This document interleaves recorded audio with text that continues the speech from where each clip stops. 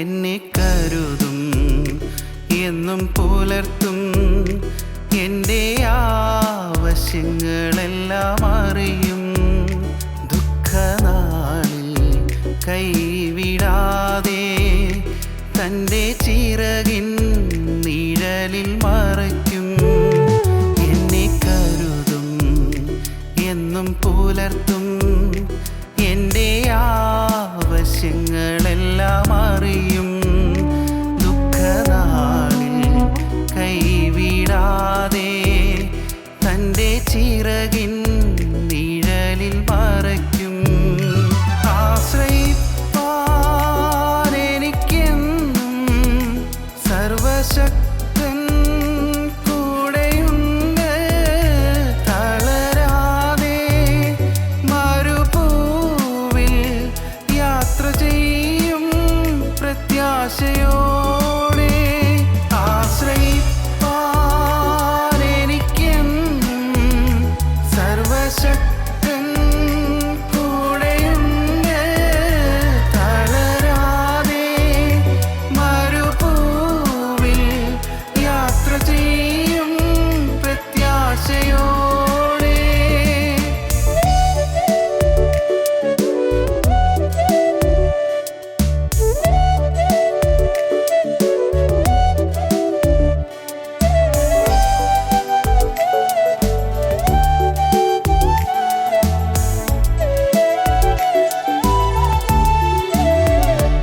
അനർത്ഥങ്ങൾ ഭവിക്കയില്ല. ബാധയോ എന്നെ തൊടുകയില്ല. പാതകളിൽ ദൈവത്തിൻ്റെ ദൂതന്മാർ കരങ്ങളിൽ വഹിക്കും. അനർത്ഥങ്ങൾ ഭവിക്കയില്ല. ബാധയോ എന്നെ തൊടുകയില്ല.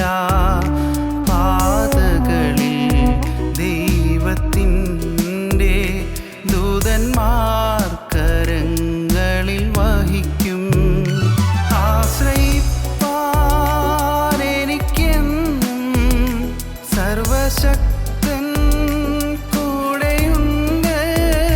തളരാതെ മരുഭൂവിൽ യാത്ര ചെയ്യും പ്രത്യാശയോടെ. ആശ്രയിപ്പാൻ എനിക്കെന്നും സർവശക്തൻ കൂടെയുണ്ട്. തളരാതെ മരുഭൂവിൽ യാത്ര ചെയ്യും പ്രത്യാശയോടെ.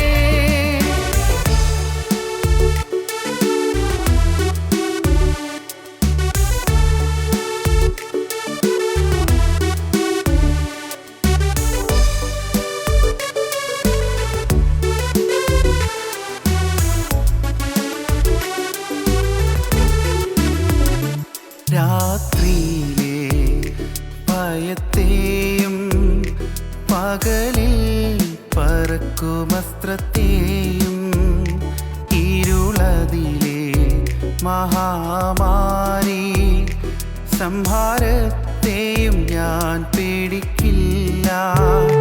രാത്രിയിലെ ഭയത്തെയും പകലിൽ പറക്കുമസ്ത്രത്തെയും ഇരുളതിലെ മഹാമാരി സംഹാരത്തെയും ഞാൻ പേടിക്കില്ല.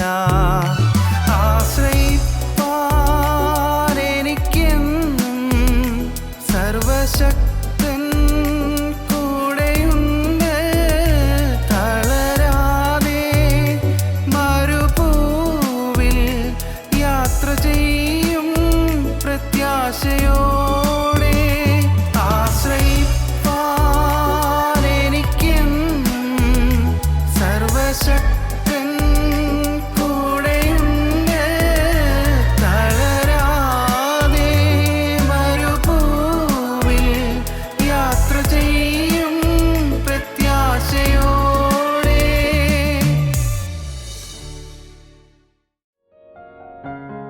ഞങ്ങളും ക്രൂശിക്കപ്പെട്ട ക്രിസ്തുവിനെ പ്രസംഗിക്കുന്നു. സ്തോത്രം. രൂത്തിൻ്റെ പുസ്തകത്തിൽ നാം കാണുന്നത് മാറായാണ്. കയ്പേറിയ അനുഭവങ്ങൾ. രൂത്തിൻ്റെ പുസ്തകത്തിൽ ആദ്യത്തെ അധ്യായത്തിൽ കാണുന്നത് ഒരു ഫ്യൂണറലാണ്, ഒരു ശവസംസ്കാരമാണ്. 1 അല്ല 3. എന്നാൽ ഒടുവിലത്തെ അധ്യായത്തിലേക്ക് വരുമ്പോഴേക്കും ഒരു ഫുൾനെസ് കാണുന്നു, ഒരു ഫീസ്റ്റ് കാണുന്നു, സന്തോഷത്തിൻ്റെ സതിര് കാണുന്നു. ആദ്യത്തെ അധ്യായത്തിൽ കയ്പ്, എന്നാൽ ഒടുവിലത്തെ അധ്യായത്തിൽ മധുരം, സ്വീറ്റ്നെസ്. കയ്പ് സ്വീറ്റ്നെസ്സായി മാറുന്നു, മധുരമായി മാറുന്നു. നിങ്ങൾക്ക് ആശയില്ലേ നിങ്ങളുടെ ജീവിതത്തിലെ കയ്പ് മാറാൻ? കയ്പേറിയ അനുഭവങ്ങൾ. എന്നും കരയാനേ ഉള്ളൂ, എന്നും ദുഃഖിക്കാനേ ഉള്ളൂ, എന്നും ദുഃഖം, എന്നും ഞെരുക്കം, എന്നും യാതന. എന്നുണ്ട് എൻ്റെ കഷ്ടതകൾക്കൊരു വിശ്രമം? കഷ്ടതകൾക്ക് വിശ്രമമില്ല. അങ്ങനെയല്ലേ പലരും ചിന്തിക്കുന്നത്? ആണല്ലോ, പലരുടെ അനുഭവം അങ്ങനെയാണല്ലോ. കഷ്ടതകൾക്ക് വിശ്രമമില്ല, എന്നും ദുരിതം. ഫ്യൂണറൽ, ശവസംസ്കാരങ്ങൾ നടക്കുന്നു. പക്ഷേ അവിടെ കൊണ്ട് തീരുന്നില്ല കാര്യം. ഇനിയുണ്ട് ഒരു വിവാഹം. ഒടുവിലത്തെ അധ്യായത്തിലേക്ക് വരുമ്പോൾ അവിടെ 1-ാം അധ്യായത്തിൽ സംസ്കാരം മാറിയിട്ട് ഒടുവിലത്തെ അധ്യായത്തിൽ വെഡ്ഡിങ് ഫീസ്റ്റ്, ഒരു വിവാഹ മഹോത്സവം. ദൈവത്തിന് സ്തോത്രം. പ്രിയപ്പെട്ടവരെ, നിങ്ങൾ വികാരജീവികളാകാൻ പറയുകയല്ല, പക്ഷേ നിങ്ങൾ കാര്യം ചെയ്യണം. കർത്താവേ, അങ്ങനെയൊരു കാര്യം ഉണ്ടെങ്കിൽ, വേദപുസ്തകങ്ങൾ പറഞ്ഞിട്ടുണ്ടെങ്കിൽ, അങ്ങനെ ഒരു അനുഭവം ഉണ്ടെങ്കിൽ അത് ഇന്ന് എൻ്റെ ജീവിതത്തിൽ സാധിച്ചു തരണം. ഇന്ന് എൻ്റെ ജീവിതത്തിലെ എൻ്റെ കയ്പ് മാറ്റി എനിക്ക് മധുരം തരണം. കയ്പേറിയ അനുഭവങ്ങൾ മാറ്റി തരണം. ഞാൻ കണ്ടിട്ടുണ്ട് കയ്പേറിയ അനുഭവത്തിലുള്ളവർ മധുരമായി തീർന്നവർ, അവർ ആനന്ദത്തോടെ സ്തുതിക്കുന്നത് ഞാൻ കണ്ടിട്ടുണ്ട്. ദൈവത്തെ മഹത്വപ്പെടുന്നത് ഞാൻ കണ്ടിട്ടുണ്ട്. അതെല്ലാം ആനന്ദ അനുഭൂതികളാണ്. ദൈവത്തിന് വലിയ സന്തോഷമുണ്ടാകുന്ന കാര്യമാണ്. ജനങ്ങൾക്ക് സന്തോഷമുള്ള കാര്യമാണ്. കയ്പ് മാറി മധുരം വരുന്നു. ദൈവത്തിന് സ്തോത്രം. പ്രിയപ്പെട്ടവരെ, ആ വീട്ടിൽ 3 പേരാണ് പുരുഷന്മാർ. 3 പേര് ബേത്ലഹേമിൽ നിന്ന് മോവാബിലേക്ക് പോകുമ്പോൾ ആ ചുവടുവെപ്പ് തെറ്റിപ്പോയില്ലെന്ന് സംശയം. കാരണം അവർ ബേത്ലഹേമിൽ പാർത്തവരാണ്. ബേത്ലഹേം അപ്പത്തിൻ്റെ വീടാണ്, അപ്പത്തിൻ്റെ വീട്. എന്നാൽ അവർ മോവാബിലേക്ക്, കലഹദേശത്തേക്ക് പോയി. നഷ്ടമായി പോയി, പാടില്ലായിരുന്നു. പെട്ടെന്നുള്ള ഒരു പ്രയാസം കൊണ്ട് അവിടെ വിട്ടുപോയി. താൽക്കാലികമായ ഒരു പ്രയാസം കൊണ്ട് വിട്ടുപോയി. ക്ഷാമം വന്നു, ശരിയാണ്. ബേത്ലഹേമിൽ ക്ഷാമം വന്നു, അപ്പത്തിൻ്റെ വീട്ടിൽ ക്ഷാമം വന്നു, ദാരിദ്ര്യം വന്നു. അപ്പത്തിൻ്റെ വീട്ടിൽ ദാരിദ്ര്യം അങ്ങനെയും വരും. ധാരാളം സമ്പത്തുള്ള ചില തറവാടുകൾ ഇന്ന് ആഹാരത്തിന് പോലും മുട്ടുന്ന അനുഭവങ്ങളുണ്ട്. ധാരാളം ജീവിത സൗകര്യങ്ങളും ബന്ധുമിത്രാദികളും അനേകം സൗകര്യങ്ങൾ വർദ്ധിച്ചു വരുന്നതായ ചില സാഹചര്യങ്ങളിലുള്ളവർ ഒന്നുമില്ലാത്തവരായി, അവർ ദരിദ്രരായി, ക്ഷീണിതരായി, അവശരായിത്തീരുന്ന സമൂഹങ്ങൾ ധാരാളം നാം കാണുന്നുണ്ട്. ഇല്ലേ? അനേകരങ്ങനെയാണ്. ഒരു കാലത്ത് സമൃദ്ധി ഉണ്ടായിരുന്നു. ബേത്ലഹേം അപ്പത്തിൻ്റെ വീടായിരുന്നു. അപ്പത്തിൻ്റെ വീട്ടിൽ ക്ഷാമം വന്നു. ക്ഷാമം വന്നപ്പോൾ അവർ ധൃതിപ്പെടാതെ എലീമേലക്കും ഭാര്യ നവമിയും മക്കൾ മഹ്ളോനും കില്യോനും 4 പേരും അവർ അധൈര്യപ്പെടാതെ, അപ്പത്തിൻ്റെ വീടാണല്ലോ, അപ്പം കിട്ടും, വരും എന്നുള്ള വിശ്വാസത്തോടെ നിന്നാൽ മതിയായിരുന്നു. എടുത്തു ചാടണ്ടായിരുന്നു. പ്രിയപ്പെട്ടവരെ, ഒരിക്കലും നിരാശപ്പെടരുത്. ഇപ്പോഴത്തെ ബിറ്റർനെസ് മാറും.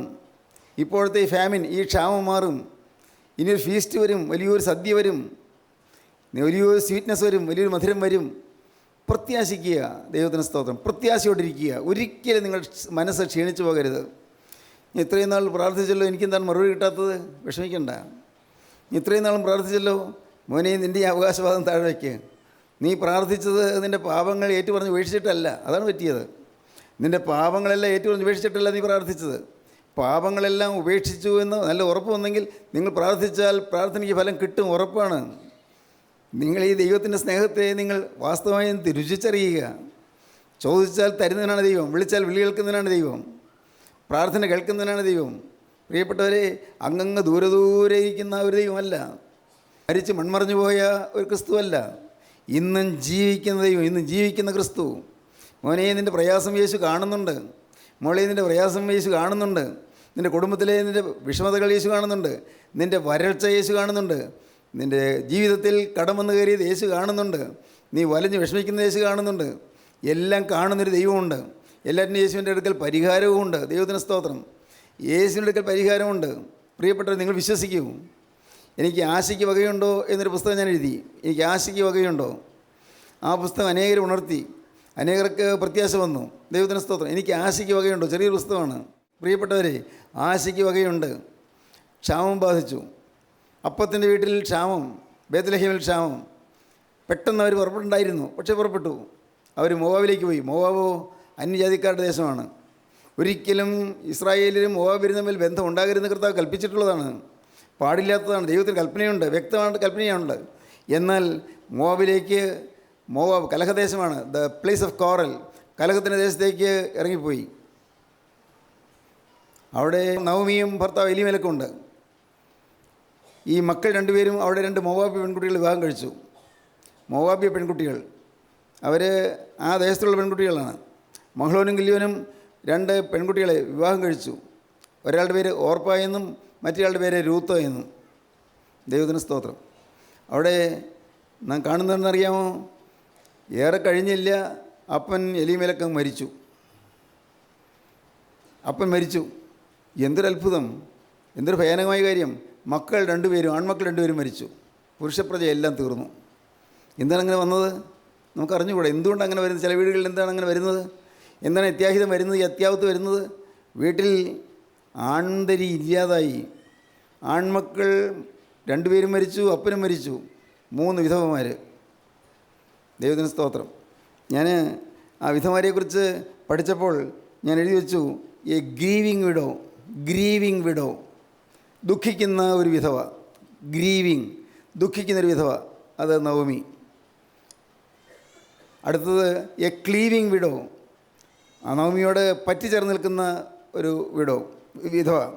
മറ്റേത് എ ലീവിങ് വിഡോ, വിട്ടുപോകുന്ന ഒരു വിധവ. എന്തായി പറഞ്ഞത് നിങ്ങൾക്ക് മനസ്സിലായില്ല?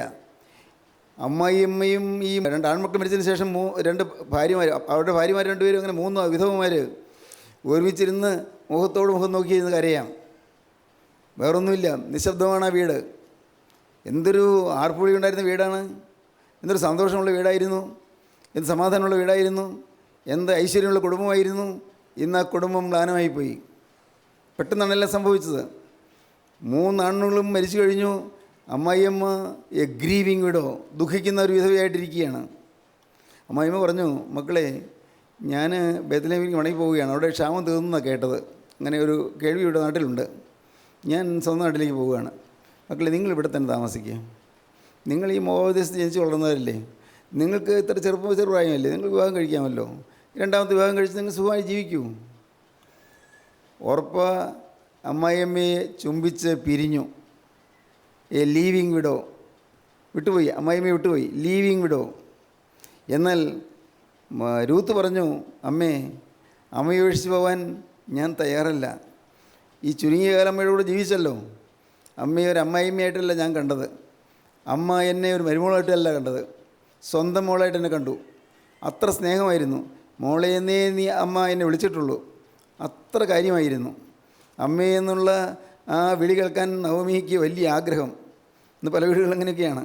അമ്മയെന്ന് വിളിക്കാൻ ചില മരുമക്കൾക്ക് തോന്നുന്നില്ല, അമ്മയെന്ന് വിളിക്കാൻ തോന്നുന്നില്ല. വേണമെങ്കിൽ ആരോടെങ്കിലും പറയും ആ സ്ത്രീ എന്ന് പറയും ആ സ്ത്രീ. അത്രയെങ്കിലും പറയാനുള്ള മര്യാദ കാണും ചിലർക്ക്. പ്രിയപ്പെട്ടവർ, പലയിടത്തും അങ്ങനെയാണ്. പല കുടുംബങ്ങളും തകർന്നു കിടക്കുകയാണ്. ഞാൻ അനേകരുടെ അനുഭവം പറഞ്ഞു വെച്ചുകൊണ്ടാണ് പറയുന്നത്. പല കുടുംബങ്ങളിലും അമ്മായിയമ്മയും മരുമോളും തമ്മിൽ ഇഷ്ടമില്ല. എന്നാൽ ചില കുടുംബങ്ങളിൽ അമ്മ ഈ മരുമോളെ സ്വന്തം മോളെ പോലെ കരുതുന്നു, സ്വന്തം മോളേക്കാൾ അധികപ്പറ്റായി സ്നേഹിച്ച് കരുതുന്നു. നല്ലത്. സ്വന്തം അമ്മയെപ്പോലെ അമ്മായിയമ്മയെ കാണാൻ മരുമക്കൾക്ക് സാധിക്കുന്നില്ല. അവിടെ എന്നും ഇഷ്ടക്കുറവും മുഷിച്ചിലുമാണ്. നമ്മുടെ പലരുടെയും വീടുകൾ അങ്ങനെയാണ്. ദൈവത്തിന് സ്തോത്രം. എന്നാൽ രൂത്ത് അമ്മായിയമ്മയോട് പറഞ്ഞു, അമ്മയുടെ കൂടെ ജീവിച്ച ഈ ചുരുങ്ങിയ കാലം കൊണ്ട് എനിക്ക് മനസ്സിലായി അമ്മയുടെ കൂടെ ജീവിതം അത് ഐശ്വര്യമാണെന്ന്. അമ്മയ്ക്കൊരു ദൈവമുണ്ടെന്ന് എനിക്ക് മനസ്സിലായി. ഒരു ദൈവമുണ്ട്.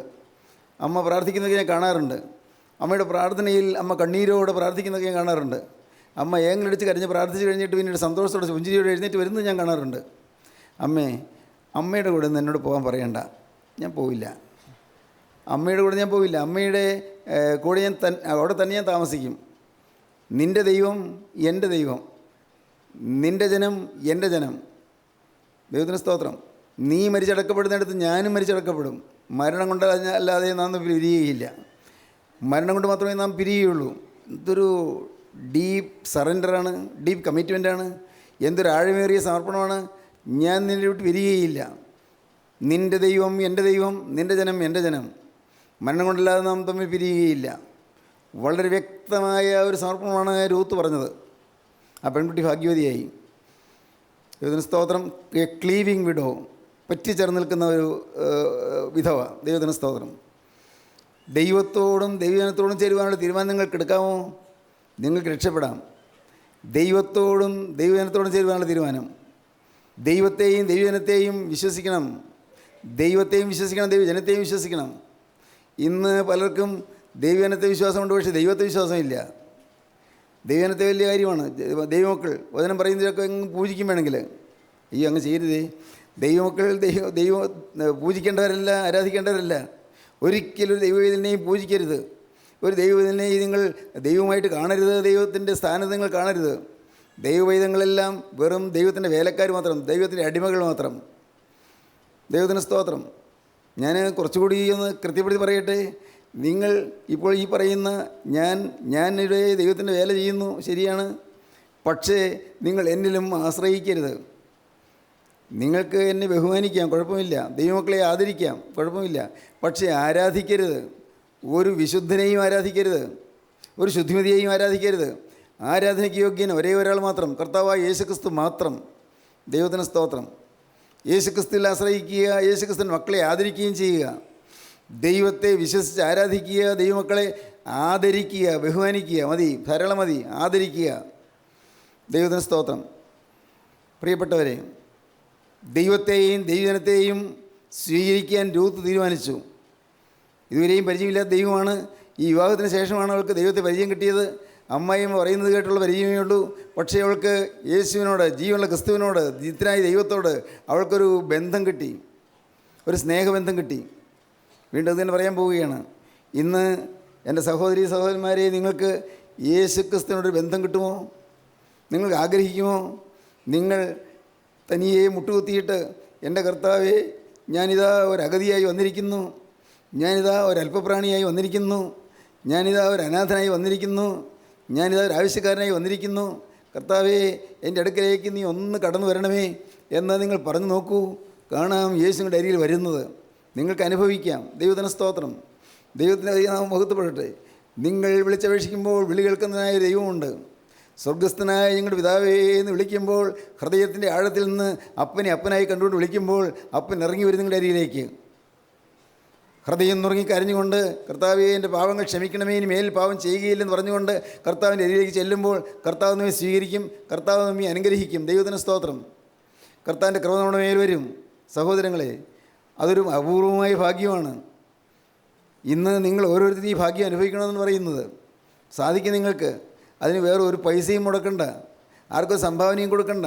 പ്രിയപ്പെട്ടവരെ, നിങ്ങൾ എത്ര പ്രാവശ്യം ഈ കൂട്ടായ്മ വന്നാലും ഒരു പൈസ പോലും നിങ്ങൾ ചോദിക്കുകയില്ല, സംഭാവന ചോദിക്കുകയില്ല. അതല്ല ഞങ്ങളുടെ ലക്ഷ്യം. ഞങ്ങൾക്ക് ലക്ഷ്യം മാത്രമേ ഉള്ളൂ. എല്ലാവരും യേശുവിനെ കണ്ടെത്തണം. എല്ലാവരും ക്രൂസിൻ്റെ രക്ഷാസന്ദേശം ഗ്രഹിക്കണം. എല്ലാവരും ക്രൂസിൻ്റെ ചുവട്ടിൽ വീഴണം.